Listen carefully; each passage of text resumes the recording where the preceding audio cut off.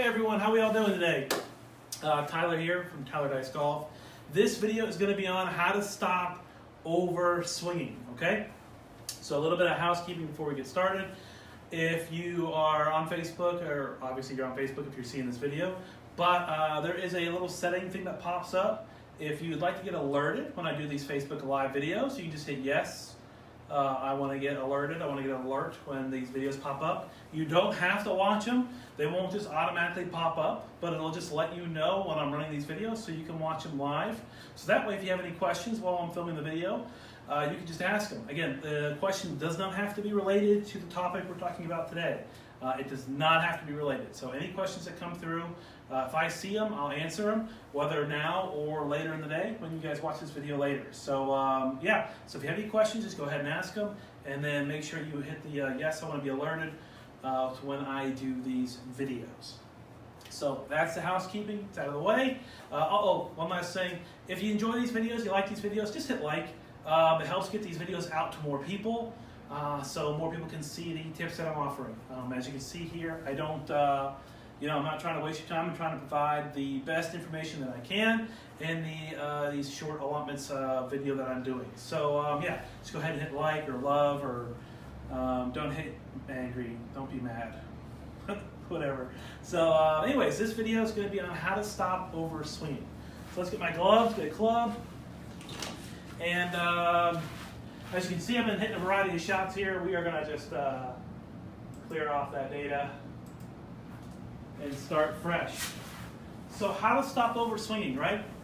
So I see this too often. People trying to hit the ball too far, too hard, hero shot. That's silly. And I'm gonna show you some things. So I have an 8-iron in my hands right now, and it's an 8-iron. Not lying, it's an 8-iron. And I want to hit some shots. And you tell me if there's any benefit to the way I'm swinging, right? So you just watch and I'll hit some shots. So standard 8-iron, right? Little pull, close face, whatever. Club head speed, 89.9, right? 187 yards in the air.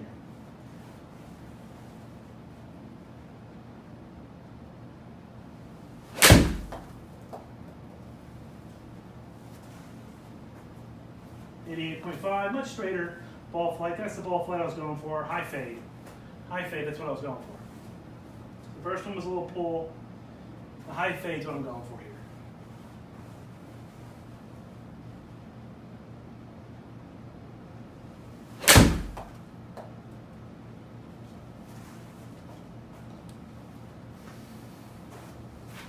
Good shot, right? Pretty straight, a little high fade, right?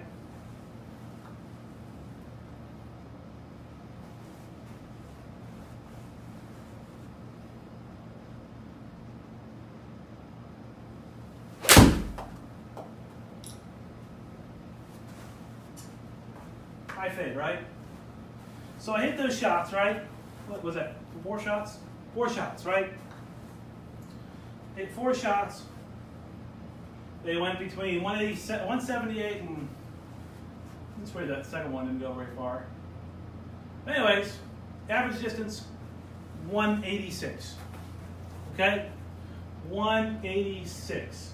Club head speed was within. The average was 89.4 with a deviation of 0.72. So that's not bad, right? So that's pretty consistent, right? Now, if I want to hit one hard, let's just hit a few hard, trying to hit one harder and see what happens.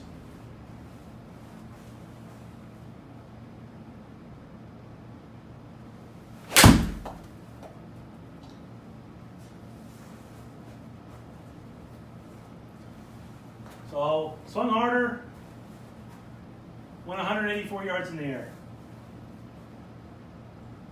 Swing speed was 92.3.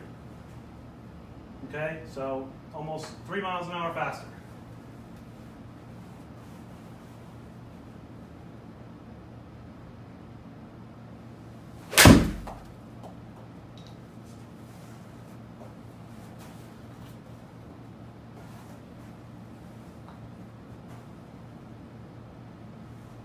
91.8 swing speed. Ball went 195.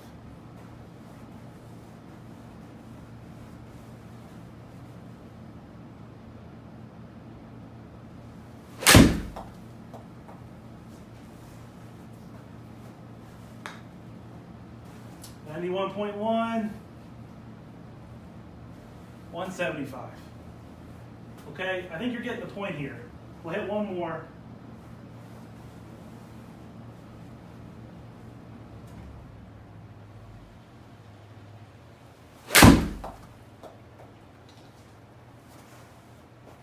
.92, and carry distance 186. So I tried hitting those shots 5, 6, 7, 8 harder. They went, swing speed was definitely faster. It's like 2 to 3 miles an hour faster. Did I get anything out of it? The answer is no. My average distance actually went down to 185. So was it 186 or 187 to start? And it's down to 185. So swinging harder, over swinging, did not give me any better results versus the first four. So a slight pull in the first one, whatever, but the ball flights that I wanted on the next three. Last two ball flights I did not want. So over swinging gave me half the shots of ball flight that I did not want. It gave me less distance control, and yeah, so nothing great came from overswinging.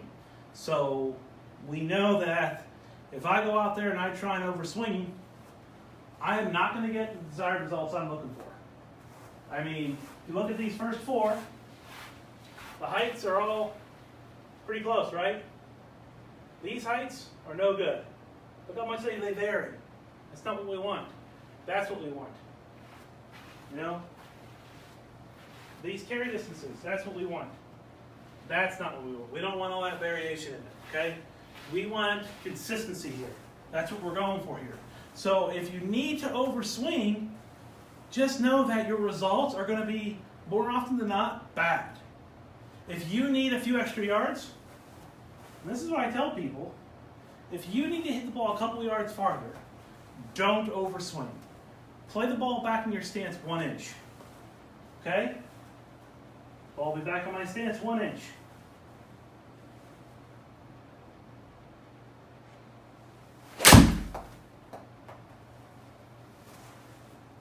Play the ball back in your stance 1 inch.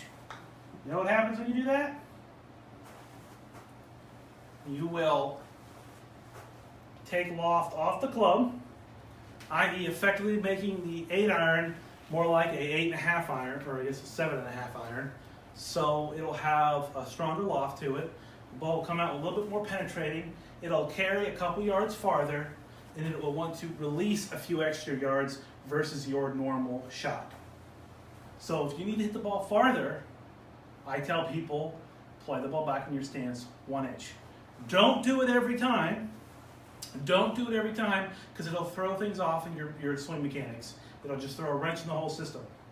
But once in a while, it's a really good idea to add distance to your game by playing the ball 1 inch back in your stance. So not every time, every once in a while. That's what you do. That's what you do instead of overswinging. So I've talked about why you shouldn't overswing, and I've shown you the benefits of overswinging, i.e. there aren't any, so don't overswing. So how do you stop yourself from getting out there and overswinging?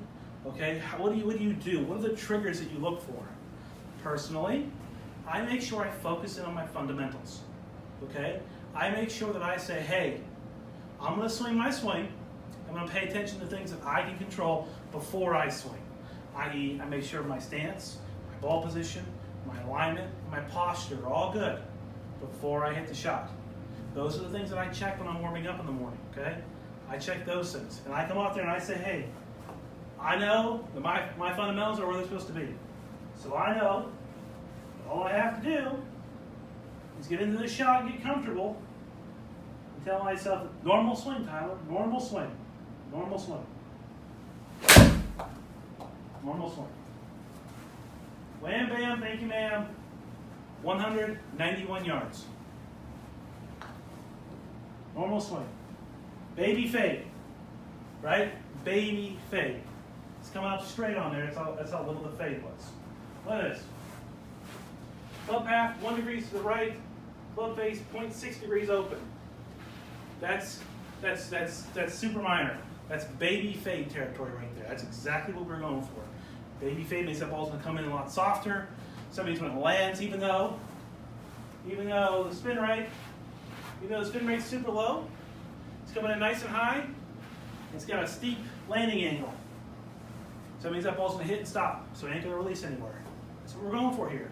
That spin rate that's super low means the ball's not going to get jostled around in the wind. That's what we want. That's what I want. Okay? So there's no benefit to overswinging. So if you feel that you overswing a ton, then focus on taking 3/4 swings. I had a gentleman yesterday ask me, hey, why do you only take a 3/4 swing? That's how I swing the club. I don't want to overswing. I see too many people overswing. And it causes a lot of bad results.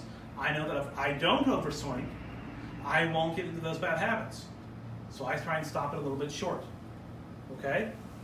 So, you just focus in on, hey, if you overswing a lot, and no matter what you do, you can't overswing, 3/4 swings. Try 3/4 swings. Try choking down the club 1 inch. Here, I'll choke down the club 1 inch. You see what the results are, right?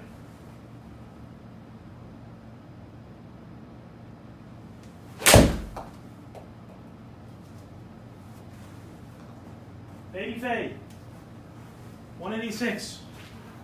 So I choke down 1 inch, ball carried a couple extra yards less. No big deal, right? Swing speed went down a little bit, that's normal. The club got shorter. It's supposed to happen.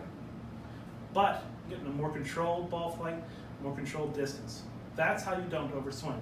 So it's real simple. It's about focusing on your fundamentals and about knowing where your limitations are. Okay? It's about knowing that, hey, it's not about making an 8-iron go a certain distance. Okay? It's about making sure that you're pulling the club out of your bag, that you know you can reliably hit that certain distance. That's the difference between an average golfer, a bad golfer, and a good golfer. A good golfer is not worried about the club they pull out of the bag. A good golfer is going to pull the club out of the bag that goes the distance that it needs to go. Fun fact. I know on TV they like to talk about distance all the time, how far guys are hitting it, how far Tiger Woods is hitting it now. Well, yada, yada, yada. So I saw an old video of Tiger Woods out of a fairway bunker. They said he was hitting a 7-iron. A 7-iron. Out of a fairway bunker. Okay? He had to carry it over some water. Might have been a little bit of wind into him. 149 yards to the flagstick.